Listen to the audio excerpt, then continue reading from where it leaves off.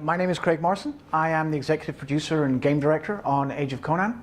And here at GDC this year, we're showing Rise of the Godslayer, which is the new expansion for Age of Conan, a massive multiplayer online role-playing game.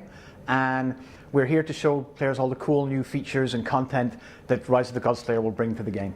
In Rise of the Godslayer, one of the key things we want to get across for the players is the idea of choice and consequence.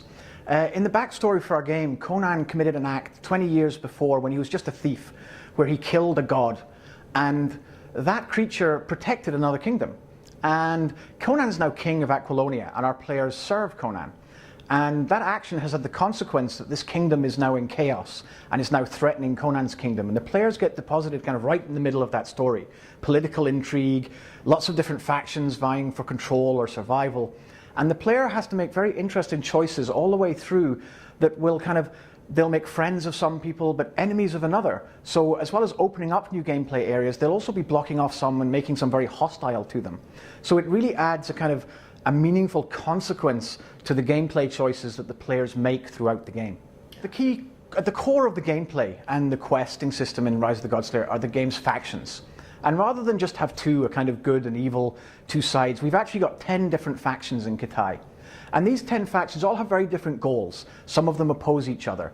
And the player then has to play through these storylines, choosing who to make allies with and who to make enemies of. But the situation is never really black and white. There's lots of moral ambiguity and a shades of grey to the game world, which is really in keeping with the Conan world that Robert E. Howard described in his writing.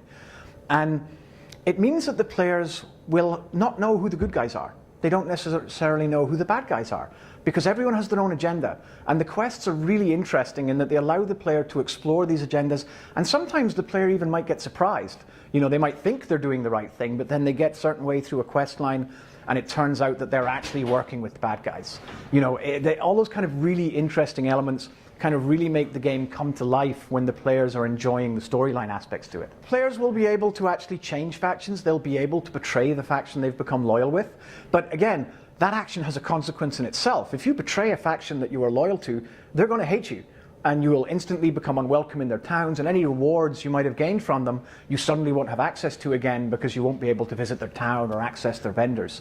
So the players have to think very carefully about who they choose to betray and when, and how much they really want to progress through each of the storyline arcs. We've actually been very careful, and because we've got 10 factions, we've had to be extra careful with this part of the gameplay.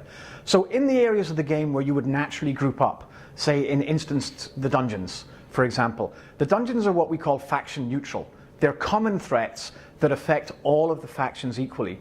So all the enemies and objectives and quests that you have to go to the instance areas where you naturally have to team, they're faction neutral. So nothing you do in there affects your faction, so it allows you to play with people from the opposite faction without adversely affecting each other's experience. The new alternate advancement system really adds a great layer of depth and complexity on top of the game.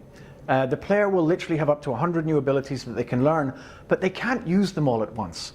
They actually have to make tactical choices so that at any one time they can only equip 6 of these abilities.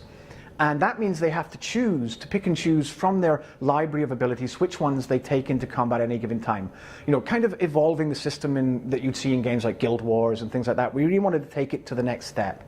So you've also got the concept of what we call major perks, which are they're the game changers. They're the really powerful abilities that can really make a difference in a combat. But if you take one of those, they actually take up 2 slots in your bar. So suddenly the players have an even greater choice to make, because then if they want this really powerful ability that they might only be able to use, every X number of minutes, they're going to have to sacrifice something else in addition to take it. So do they focus on just one area and one really powerful, or do they try and get as broad as possible a support role across there? It'll really allow the players to customize their experience the way they want to, so that we're not forcing anyone to pick a certain playstyle. They'll really be able to choose their playstyle for themselves and choose which of the abilities suit them best for the type of gameplay they're doing at that time. So they might be able to swap out for a better PvP build or a better PvE build, something that helps their friends, or something when they're playing solo. So we really hope it gives them that breadth of choice. I think both the live game over the last 18 months, we've added in lots of new content and addressed a lot of the areas where players gave us feedback of things that were launched. But with Rise of the Godslayer, we've really tried to address a lot of those. The world design has changed significantly. The areas are much more open and vast and allow a much more explorable game space for players, something that players felt, the original playfields were maybe too linear, and the whole experience in Kithaï is much more consistent. We're adding much more depth with things like the alternate advancement system, a lot more quests, so there's a lot more end game content. One of the things that players felt was lacking in the original launch, there's now going to be the factions for players to work through and really work on the replay value of the game to keep players playing and enjoying the content for many months and years to come.